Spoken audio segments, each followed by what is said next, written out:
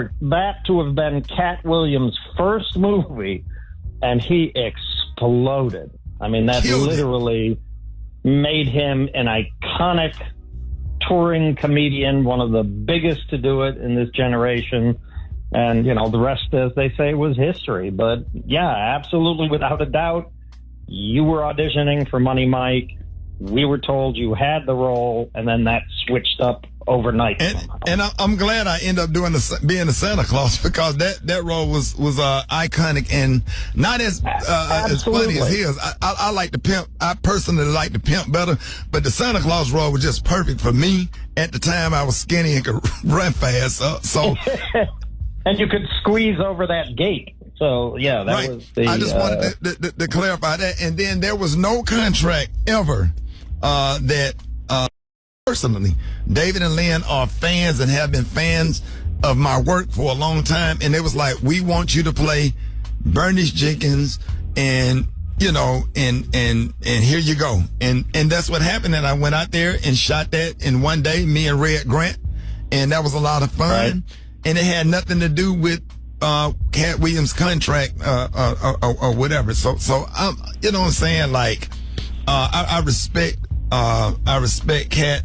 Definitely disappointed that you have to get on the air and explain something like this, but you know, that's the truth, and I don't know what else to say. So there it is. There's not much else to say.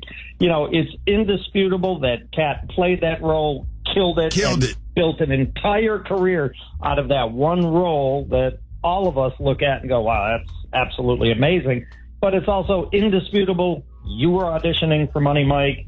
We were told you had the role. You just had to read one more time, and then that switched up. And the crazy thing about it is we had a conversation when it came out. He said a lot of this 12 years ago, and we had a conversation because I was on 14th Street in Atlanta, right by the Four Seasons Hotel, and I was driving down the street with my granddad in the car, and I saw Cat Williams going across the street on 14th Street, and I said, Cat, what's up? Whatever. I just wanted to make sure we was good. He said, come over and have a cup of coffee with me, because he was walking, come out and say hello to my granddad. My granddad is a fan. He came out to the truck. I'll never forget, I was in my Ford F-150, and I came out and spoke to my granddad. He hugged my granddad and wished him well. My granddad was like, keep doing what you're doing, young man. My granddad was living at the time. It was just me and my granddaddy in the truck, and we dapped it up, and that was it. I mean, that was it. And I thought that we were good. I didn't know that we had any issues. And if there are any issues, or if there's anything that I've done, not only to Cat Williams, to anybody, I apologize, and I'm not perfect. I made mistakes, but I did. You know, that's just the honest to God truth. And I did audition for what I auditioned for, and I'm glad that the producers made that decision. And let me address all of the things with Gary. You can help me out with this, because you know, comedy greats like Flip Wilson played Geraldine. Richard Pryor played some roles on his show. Jamie Foxx played Wanda. Martin played Shanae. I did Bernice Jenkins. Tyler Perry did Madea. There's a lot of comics and a lot of comedy greats that did characters for the sake of funny, for entertainment, for the sake of the laugh. And it has nothing to do with nobody's comfortable in the role. Nobody wants to put on a damn dress or comfortable in it, you know. That has nothing to do with my manhood being lessened for trying to play a role and trying to put food on the table for my family. Because it's a prop. It's nothing more than a prop. It's nothing more than a way to get a laugh. I mean, back in Shakespeare's time, there were no females playing females' role. Every female role was played by a man. You know, it's just part of an art form. It's part of what makes it funny. You bring the funny to it. I wish that I'm sure you remember. People don't know about this. The pilot that you shot for the Kings of Comedy TV show, Bernice Jenkins had a whole sketch with Madea. Yeah, I did a sketch with Madea, me, Earthquake, Tyler Perry, Niecy Nash. We did a thing called The Pew. It's supposed to be like The View, but it was a church-based version of The View, and it was just comedy great to see Bernice Jenkins, the character, and Madea. And I started off doing Bernice Jenkins doing prank phone calls on the Buck Wild Morning Show in Birmingham, which spinned into, hey, I think you should do a character. This would be a great character for this role. So we were all in our 30s, late 20s, doing what we had to do in order to be successful. Now that we are older, I'm comfortable in my job in radio. I'm comfortable in, the roles that I get and the things that I get to do. And I just finished a phenomenal comedy special. So the statement about Rickey Smiley is not funny. I've been sold out since 97. That part. Every single show I have done since 97, maybe not big arenas, but I pack up those theaters and have to add shows in comedy clubs. And between radio and all of that and raising a family, I'm comfortable with. What makes me sad, I don't like the way that made my kids feel.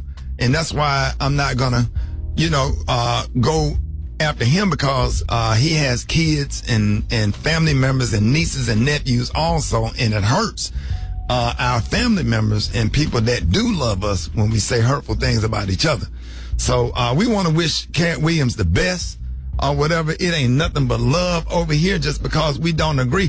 Arnez J and I had beef for about 20 years, and I end up sitting next to him on a plane. And when I saw him, I couldn't do nothing but grab him and hug him. And we text each other all day on Christmas Day. It feel like we trying to make up for lost time. Two talented people that actually love each other. And Special K, Cat Williams got some comedy dates coming up. He's going to be in Birmingham. Cat Williams is coming to Huntsville. I want y'all to go out and support him. I want y'all to pack those damn theaters and show nothing but unconditional love to him and to any comic that come into our space, Birmingham, Huntsville. That's like my area or whatever, where I grew up or whatever. K, you got the dates? Yeah, you got January 12th, Cedar Park, Texas. The 14th, Estero, Florida. The 19th, Huntsville, Alabama. The 26th of January, Tupelo, Mississippi. Y'all go ahead and get on Ticketmaster. Get them tickets. Yeah, make sure y'all go out and see Cat Williams and go out and support him, man. It's all love over here because it's enough money out here for everybody. So what we're addressing for everybody that's tuning in, we're just addressing the whole Cat Williams situation, and I'm gonna leave it at that, man. Because here's the thing: what we all need to understand. Here's what we all need to understand. You know where you've been, but you don't know where you're going, and you don't know who you're gonna need. And I promise to God, if there's anything that he or anybody in his family, on his staff ever need, we'll be there. Because I stick up for comics, and we all are not perfect, and we all don't get along all the time or whatever. We all have issues, but at the same time, we are all in the same game. I don't agree with all the cues all the time. I go to the conclave and go through different stuff with the bros or whatever, but at the end of the day, Omega Psi Phi, that's friendship is essential to the soul. Manship, manhood, scholarship, uplift. My mind racing, so I can't even think straight. Our 4 cardinal principles or whatever. My mind just racing right now because I'm trying not to misquote anything. So thank y'all for this opportunity. I gave 3. I know the Q's is gonna kill me. But thank y'all so much for this opportunity to explain this. And Rick, let me say something real fast, because back to the Bernice Jenkins situation, because at one point in time you was close to retiring that character. Yeah. And that showed, that's comedy genius to me. That shows your versatility as an entertainer. And I'm glad, and I think we all can speak for this, I'm glad that you didn't retire Bernice Jenkins, because that's comedy Hall of Fame type stuff, man. So be proud of who you done, what you've done in your career, and the versatility of your skill, man. That is what it is. Yeah. So, if I can say something real quick, Ricky, I've known you since 1992. I've known you since before Bernice Jenkins was born, in essence. And I couldn't be prouder of all the work you've done. You've always worked so hard. It's amazing to look back and watch somebody grow their career to the heights like you have done. So congratulations on everything. Yeah, and the thing about it is we employing people. We feeding, supporting the whole girls' school over in Kenya, doing great things in the community, doing great things with our wonderful national fraternity, and